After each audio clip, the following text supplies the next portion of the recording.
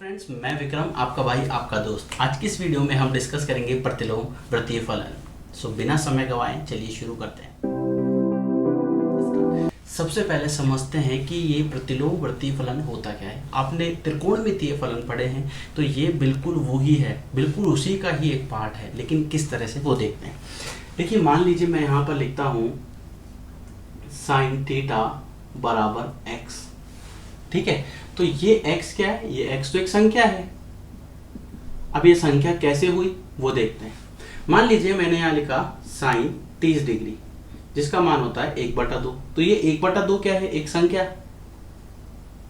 1/2 क्या है? एक संख्या। तो यहाँ पर ये जो x है ना, ये क्या है? एक संख्या। तो लेकिन ये तो साइन थीटा बराबर x है, तो हम क्या बोलेंगे? संख्या x जो है वो क्या है? ये थीटा का ज्या है। संख्या तो है ये, लेकिन क्या है? थीटा का ज्या, और ज्या को हम बोलते हैं साइन। समझ में आया? और यहां पर जो ये थीटा है, जैसे ये साइन जो होता है ना, इसको हम ज्या बोलते हैं, और यहां पर ये जो थीटा है, इस थीटा को हम बोलेंगे संख्या x का प्रतिलोम। संख्या x का प्रतिलोम।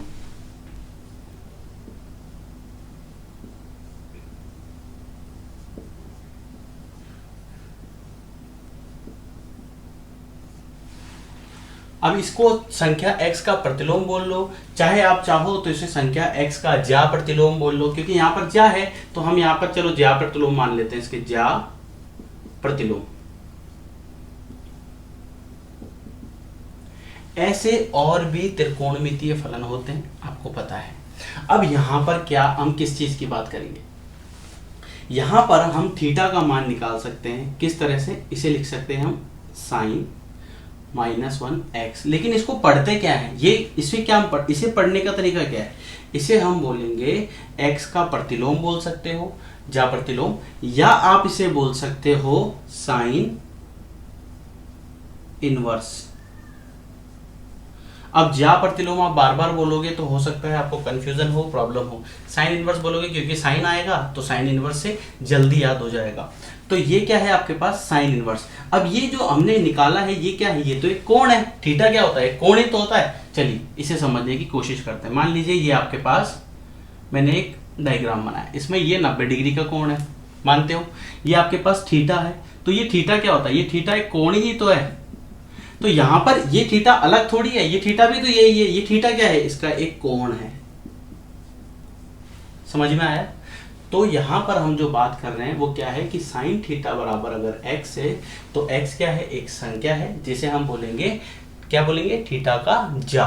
और यहां पर जो थीटा है वो क्या है? वो संख्या x का ज्या प्रतिलोम। इसे गणितीय रूप से इस तरह से व्यक्त किया जाता है, गणितीय रूप में इस तरह से व्यक्त किया जाता है। और इसके बाद अगर हम और भी बात करें तो इसके अलावा भी और भी त्रिकोणमितीय फलन होते हैं। कौन कौन से होते हैं? जैसे हो गया आपके पास साइन का, आपने देखा होगा, जैसे मान लीजिए x बराबर साइन थीटा, है ना, या x बराबर कॉस थीटा, x बराबर tan theta, cot theta, sec theta, और x बराबर कोसेक थीटा। अब यहां पर जो थीटा का मान है या जो थीटा कोण है उसे हम किस तरह से लिखेंगे? Sine inverse x। यहां पर कितना हो जाएगा? थीटा। कॉस इनवर्स x, यहां पर tan inverse x, cot inverse x, sec inverse x, और यहां पर हो जाएगा कोसेक इनवर्स x। क्या आपको समझ आ रहा है? इस तरह से हम इसे लिख सकते हैं। ये सब क्या है? प्रतिलोम वृत्तीय फलन। अब हम आपको तीन चीजें जो ऐसी है जो आपको इस पूरे 12वीं क्लास की यात्रा में ध्यान रखना पड़ेगा, वो क्या है उसके बारे में बात करते हैं। देखिए, ये जो लिखा हुआ है ना साइन, ये इसका मतलब कभी भी ऐसा नहीं है, ऐसा बिल्कुल भी नहीं है। ये अपने आप में एक अलग फलन है। समझ में आया? इसीलिए इसको प्रतिलोम बोला। तो साइन इनवर्स एक्स जो है, साइन इनवर्स एक्स पढ़ते हैं इसको, मैंने बता दिया आपको साइन इनवर्स एक्स। इसके अलावा और इसे कभी भी इस तरह से नहीं लिखा जा सकता, ये एक अलग चीज है और ये एक अलग है, ये अपने आप में एक प्रतिलोम फलन है, तो ये -1 यहां पर ही आएगा। तो ये इस तरह से है। इसे देखो, ये पूरा जो है ना, ये इससे बिल्कुल अलग है, इन दोनों में बहुत फर्क है। ये क्या है, इसे आप लिख सकते हो इस तरह से, लेकिन इसे नहीं लिख सकते, ये एक अलग ही फलन है। समझ में आया? इस फलन को इस तरह से भी नहीं लिखा जाता है। और जो सबसे इंपॉर्टेंट बात है वो क्या है, जिस तरह से ये वाले फलन है, बाकी के सभी फलन जो है इन्हें भी हम इसी तरह से नोट करते हैं, लेकिन किसी भी फलन को इन तरह से रिप्रेजेंट नहीं किया जाता है, इस तरह से दर्शाया नहीं जाता है। मैं उम्मीद करता हूँ आपको समझ आ रहा होगा। अगर आपको ग्राफ में प्रॉब्लम है तो ये भाग आपके लिए बहुत इम्पॉर्टेंट है, क्योंकि मैं इसमें बहुत डीपली से आपको समझाऊंगा कि ग्राफ किस तरह से प्लॉट होता है और इसका प्रांत क्या होता है, परिसर क्या होता है, मुख्य मान क्या होता है। तो ये वाला जो भाग है इस पूरे वीडियो का वो सबसे इम्पॉर्टेंट है। अगर आपने ध्यान से देखा तो आपको ये याद नहीं करना पड़ेगा, आपके माइंड में बैठ जाएगा। चलिए स्टार्ट करते हैं। देखिए क्या है, जैसे y बराबर आपने साइन थीटा लिखा, ठीक है, y बराबर आपने साइन थीटा लिखा, और इसके ग्राफ की अगर हम बात करें तो इसका ग्राफ होता कैसा है, इसका ग्राफ इस टाइप से होता है। ये 11th क्लास में आपने देखा है। अगर आप साइंस के विद्यार्थी हो, विज्ञान वर्ग के विद्यार्थी हो, तो आपने ये फिजिक्स में भी देखा है। अब इसकी हम बात करें, आप देखो ये होता है x और ये होता है y। समझ में आ रहा है? ये आपके पास x पोर्शन है, ये पूरा y पोर्शन है। अब जो मान हम क्या करते हैं, इसके एक तो ये इक्वल, एक ये इक्वल हो, ठीक है। तो आप देख सकते हो इसका अधिकतम मान +1 और न्यूनतम मान -1 होता है, ठीक है। अब आप यहां पर एक बात नोट करना, अब आप इस पूरे ग्राफ में एक बात नोट करना, ये मैंने किसका बनाया, सिंपल से साइन थीटा का एक ग्राफ है, सिंपल साइन थीटा का एक ग्राफ है। थीटा का मान पुट करते रहेंगे, आपके पास ये आता रहेगा। अब यहां पर जो इंपॉर्टेंट बात है वो क्या है, ये तो साइन की बात हुई, लेकिन अगर मैं इसके प्रतिलोम की बात करूंगा तो फिर उसका ग्राफ कैसा होगा, उसका भी तो ग्राफ होना चाहिए ना। तो उसके ग्राफ में किस तरह से होगा, वो ग्राफ है इस तरह का।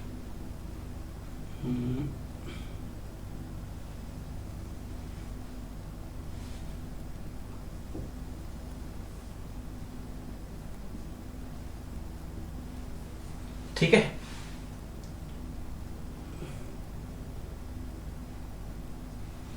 ये क्लियर हुआ। अब मुझे दो चीजें बताना, यहां पर ये कितना होता है पूरा पाई, तो ये कितना हुआ π/2, ये कितना हुआ π/2 माइनस का, क्लियर। इसकी ऊंचाई पे अपन ने मान निकाल लिए, कितना है +1 और -1। तो यहाँ पे कितना है आपके पास +π/2 और यहाँ कितना है -π/2, क्लियर। अब ये इसके अधिकतम मान भी हो गए। मुझे दो बात इसमें आपको जो बतानी है वो क्या, परिसर की अगर हम बात करें, परिसर की हम बात करें या प्रांत की हम बात करें, तो प्रांत क्या होता है, जो x ले सकता है, x के जो भी मान ले सकता है वो उसका प्रांत है। x जो भी मान ले सकता है वो उसका प्रांत है। समझ में आया? जैसे ये देखिए, ये x अक्ष है ना, यहां पर जो मान ले सकता है इस एक्सिस के ऊपर, x अक्ष के ऊपर, तो वो उसका प्रांत होगा। और जो आपको मिलता है, तो मिला क्या आपको +1 और -1, ये इसका परिसर हुआ। ये किसका, सिंपल से वाले का। अब यही चीज जब हम प्रतिलोम की बात करेंगे तो प्रतिलोम में क्या चीज है, आप ध्यान से देखो, ये 0 है, ठीक है। अब अगर ये 0 है तो आपको यहां से दिख रहा होगा x पे क्या है, अब यहां पर π/2 है और ये कितना है -π/2 है। इधर देखो, समझ में आया? मुख्य मान क्या होता है, जब x जो मान ले सकता है, अब इसमें अधिकतम मान कितना जा सकता है, -π/2 से लेके +π/2 के बीच ही जा सकता है, इसके ऊपर नहीं जाएगा। समझ में आया? इसका मतलब हुआ -90 डिग्री से लेके +90 डिग्री तक के जो मान होंगे वो ही ले सकता है, इसके अलावा कोई मान नहीं ले सकता, ठीक है। और अधिकतम हमारे को जो मान प्राप्त होगा, यानी इसका प्रांत होगा, वो कितना हो जाएगा, अभी यहां पर कितना था आपके पास +1 -1, तो इसमें कितना हो जाएगा +1 -1, ये हुआ। तो x के मान क्या क्या प्राप्त हो सकते हैं, -1 +1, और कितना होगा इसका मुख्य मान या परिसर, -π/2 से लेके +π/2। हालांकि ये ग्राफ जो है ना आपका, ये एग्जाम में पूछा नहीं जाता है, पर मैं चाहता हूं कि आप इसे समझें एक बार, तब आपको फिर ये क्लियर हो जाएगा। समझ में आया? इसी तरह कॉस का भी होता है। चलिए क्वेश्चन से सॉल्व करते हैं। जैसे मान लीजिए y बराबर आपको दे दिया साइन इनवर्स 1/√2, आपको मान बताना है कितना है। अब इसको सॉल्व कैसे करेंगे? तो देखिए, आपको पता है साइन की जो टेबल होती है ना, साइन की जो टेबल होती है उसमें 1/√2 कहाँ आता है? साइन की जो टेबल होती है उसमें 1/√2 कहाँ आता है? ये होता है साइन 45 पर। किस पर होता है? साइन 45 डिग्री पर। और 45 को क्या लिखता है?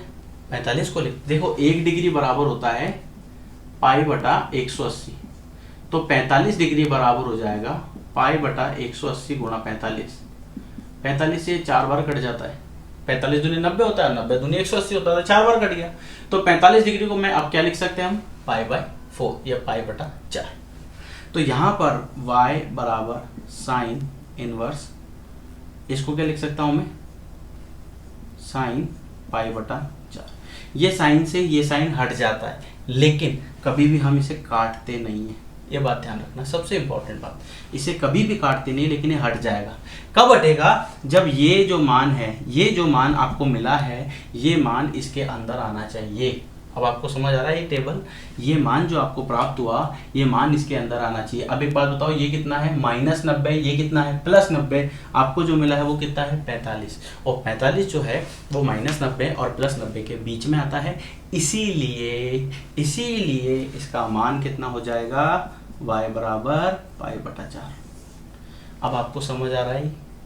इसी तरह से दूसरे फलन भी होते हैं। आइए देखते हैं। आपको 2 पॉइंट है जो बहुत ध्यान रखने हैं। यदि x का मान 0 से ज्यादा हुआ तो प्रतिलोमवर्तीय फलन का मुख्य मान प्रथम चतुर्थांश में होगा। चतुर्थांश आपको पता होगा,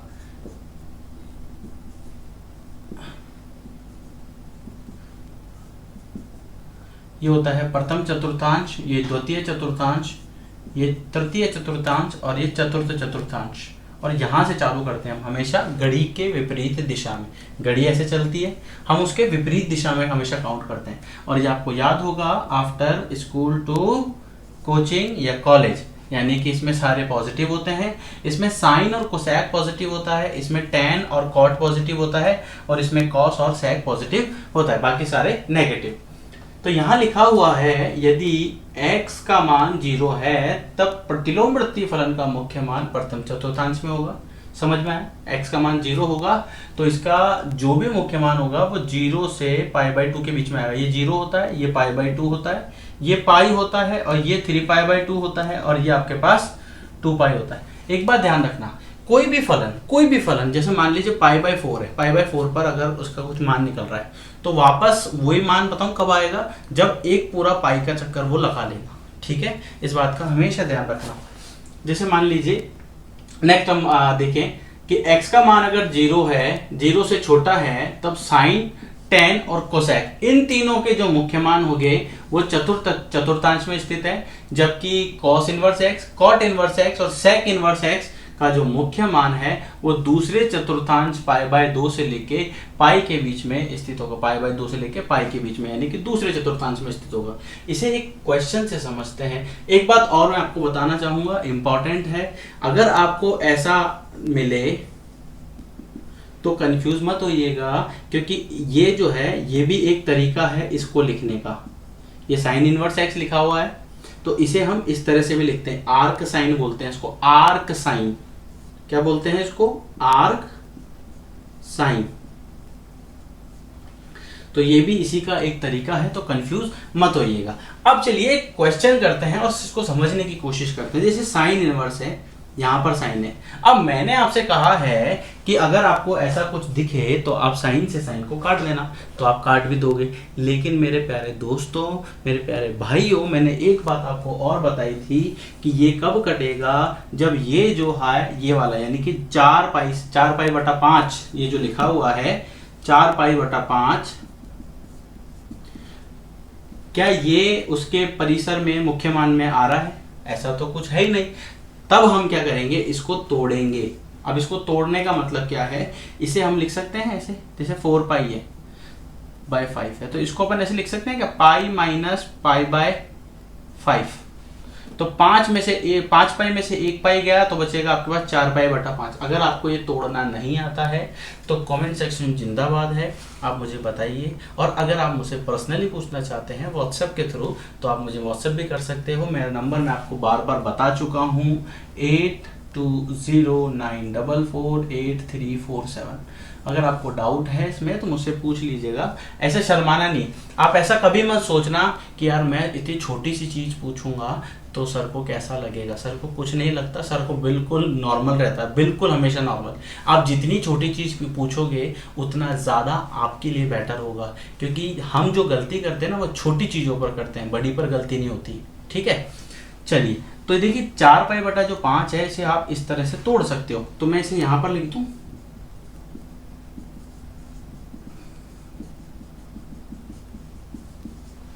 अब पाई माइनस पाई बटा 5 11th क्लास में बहुत अच्छे से आपने ये फॉर्मूले पढ़े होंगे। नहीं पढ़े हैं तो मैंने आपको भी बताया है क्या करना है।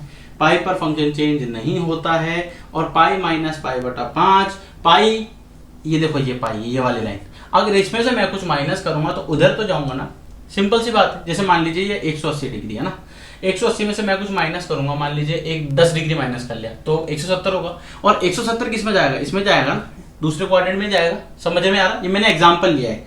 तो पाई में से अगर मैं कुछ माइनस करूंगा तो वो कौन से चतुर्थांश में जाएगा, दूसरे चतुर्थांश में जाएगा। तो अब इसलिए क्या लिख सकते हैं आप, साइन इनवर्स, और दूसरे चतुर्थांश में साइन जो है वो क्या होता है, पॉजिटिव होता है। तो आप इसको क्या लिख सकते हो, साइन पाई बटा 5। अब पाई बटा 5 कितना होता है, पाई बटा 5 निकालने के लिए पाई बटा 5 कितना होता है, पाई बटा 5 अभी मैंने आपको बताया था कि 1 डिग्री हो, डिग्री को जब रेडियन में कन्वर्ट करते हैं तो पाई बटा 180 से गुणा कर देते हैं, लेकिन रेडियन को जब डिग्री में गुणा करते हैं तो 180 बटा पाई से गुणा कर देते हैं। पाई से पाई गया, 5 से कट जाएगा 3 बार, बचा 3 और 0 और 5 छंग होता है 30, 36 डिग्री। कितना, 36 डिग्री। पर नियम यह कहता है कि ये तब कटेगा जब -90 और +90 के बीच में होगा, और आपको बहुत अच्छे से पता है कि जो 36 है वो -90 और +90 के बीच में ही आता है। तो इसका ये इससे कैंसिल हो जाएगा और बहुत ही खूबसूरत तरीके से इसका आंसर आ जाएगा पाई बाय 5। अब हम बुक के क्वेश्चंस करेंगे सारे। आइए कुछ क्वेश्चन करते हैं, लेकिन ये आपको जो फॉर्मूले हैं ये आपको याद करने पड़ेंगे। अगर आपको ऊपर वाला पोर्शन नहीं दिख रहा है तो मैं आपको बता देता हूँ। यहाँ लिखा है साइन इनवर्स माइनस एक्स बराबर होता है minus sine inverse x, tan inverse minus x बराबर minus tan inverse x, cosec inverse minus x बराबर minus cosec inverse x, cos inverse minus x बराबर pi minus cos inverse x. ये तीन बहुत important है। कॉट इनवर्स माइनस एक्स बराबर pi minus cot inverse x, और sec inverse minus x बराबर pi minus sec inverse x. इस तरह से इसे लिखना है। अब देखिए क्या होगा उसकी बात करते हैं। पहला क्वेश्चन है और इसी का सॉल्यूशन, इसी का हल निकालते हैं। Sine inverse minus 1/2। अब साइन इनवर्स माइनस एक्स है तो इसको क्या लिख सकते हैं अपन, माइनस साइन इनवर्स एक्स। तो ये क्वेश्चन कैसा बन जाएगा, theta is equal to minus sine inverse 1/2। अब 1/2 साइन के उसमें वैल्यू होती है क्या, साइन की टेबल में 1/2 मान होता है क्या, किस पर होता है, 30 पर, और 30 को क्या लिखते हैं, पाई बाय 6। तो साइन पाई बटा 6 का मान 1/2 होता है। अब ये पाई बाय 6 जो है ना, ये किसके बीच में आता है, 30 डिग्री है, तो -90 और +90 के बीच वैसे आएगा। तो इसका आंसर कितना हो जाएगा, सिर्फ पाई बाय 6, क्योंकि ये तो आपस में कैंसिल हो गया। अब इसी तरह से माइनस का पाई बाय 6, सॉरी ये माइनस भी है ना, तो माइनस का पाई बाय 6। इसके बाद हम सेकंड वाले की बात करते हैं। सेकंड वाला कहता है कॉस इनवर्स √3/2।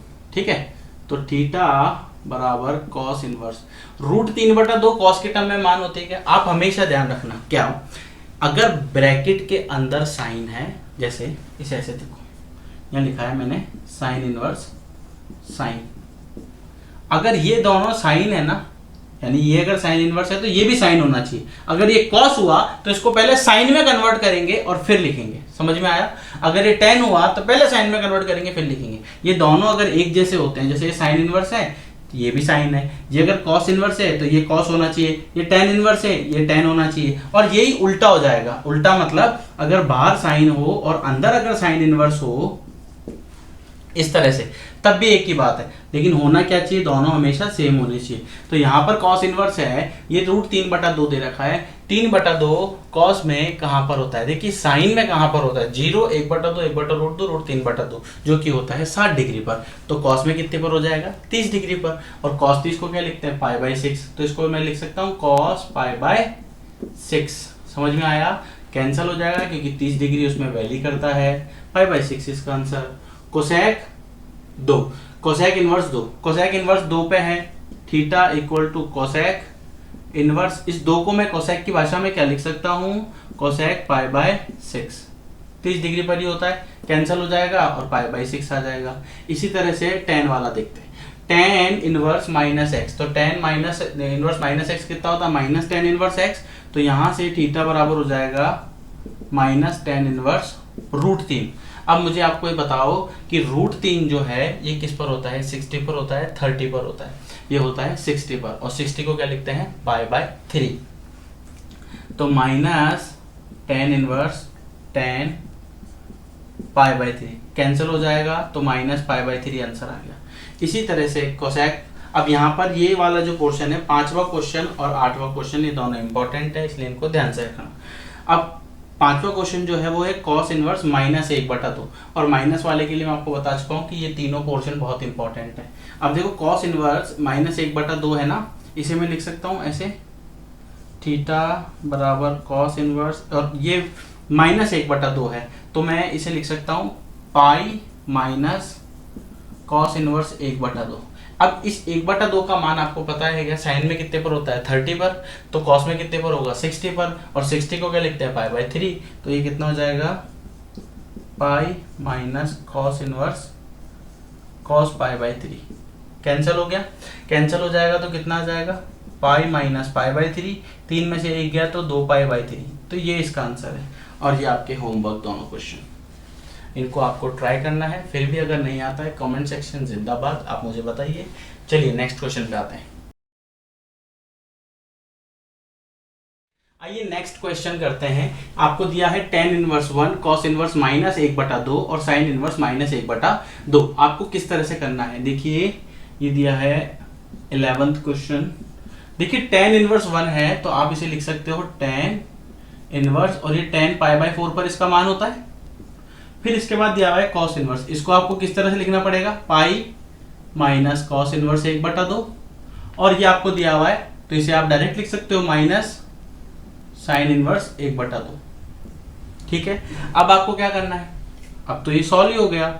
देखिए tan से तो tan वैसे कट रहा है, तो ये कितना हो गया, π/4। अब ये क्यों कट रहा है, रीजन क्या है कटने के पीछे, क्योंकि π/4 इसकी रेंज में आता है, π/4 इसके परिसर में आता है।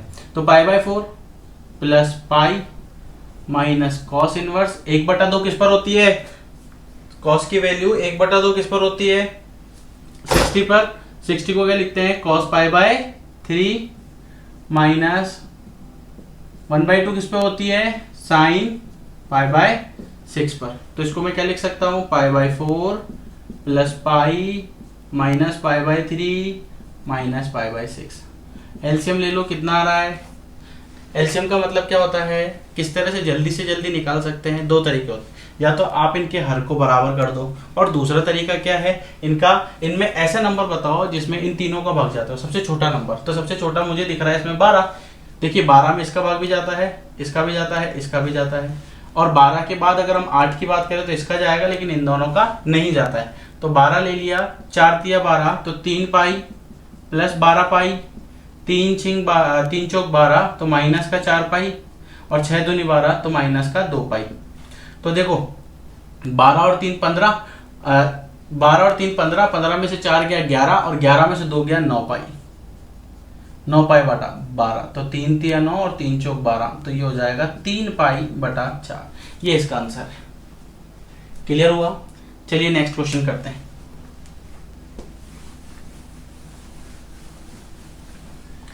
नेक्स्ट क्वेश्चन है आपका cos inverse 1/2 plus 2 sign inverse 1/2। तो cos इनवर्स 1/2 है, तो इसको हम लिख सकते हैं cos इनवर्स 1/2। अभी बताया था थोड़ी देर पहले किस पर होता है, 60 पर, और 60 को क्या लिखते हैं, cos π/3 प्लस 2 साइन इनवर्स, और इसको क्या लिख सकते हैं, साइन 1/2 को साइन पाई बाय 6। ये तो कैंसिल हो जाएगा, यहाँ पर ये कैंसिल हो रहा है तो ये बच गया पाई बाय 3, यहाँ पर ये कैंसिल हो गया तो ये बच गया 2/, ठीक है। पाई बाय 3 और पाई बाय 3 मिलके कितना होता है 2 पाई बाय 3, ये इसका आंसर है। इसी तरह से नेक्स्ट क्वेश्चन देखो, साइन इनवर्स y।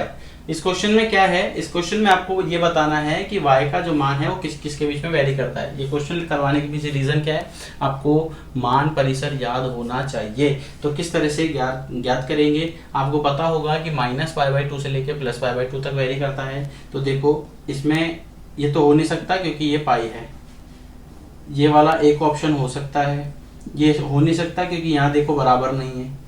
ये -π/2 से +π/2 है, ये सही हो सकता है, लेकिन यहाँ पे =टू का साइन नहीं है। तो =टू का साइन किस में आ रहा है, इस पे, तो इसलिए ये इसका आंसर है। तो ऑप्शन 30 का आंसर क्या है, y का जो मान है वो -π/2 से +π/2 के बीच वेरी करेगा। समझ में आया। इस वीडियो में फिलहाल इतना ही। वीडियो को देखने के लिए आपका बहुत बहुत धन्यवाद। शेयर, लाइक, सब्सक्राइब, कमेंट करना ना भूलें। आपका एक शेयर किसी का 1 साल बचा सकता है।